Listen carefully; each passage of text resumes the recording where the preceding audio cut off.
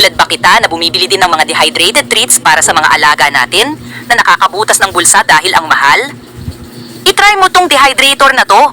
3 beses na ako bumili ng dehydrator, hindi nagtagal yung naunang 2.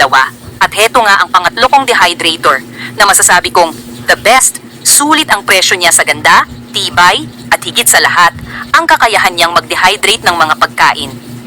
Chicken feet ang madalas kong dine-dehydrate dito para sa aking mga fur babies. 5 layers ito at enough para sa 2 kilo. Tipid sa kuryente at napakadaling gamitin. Iseset mo lang ang temperature at ang timer.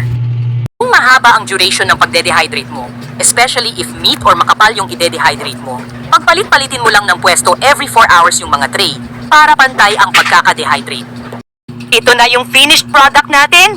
Aba, tingnan mo naman oh, ang ganda ng color, looks crunchy at well dehydrated. Hindi ka magsisisi dito, promise. Add to cart muna sa baba.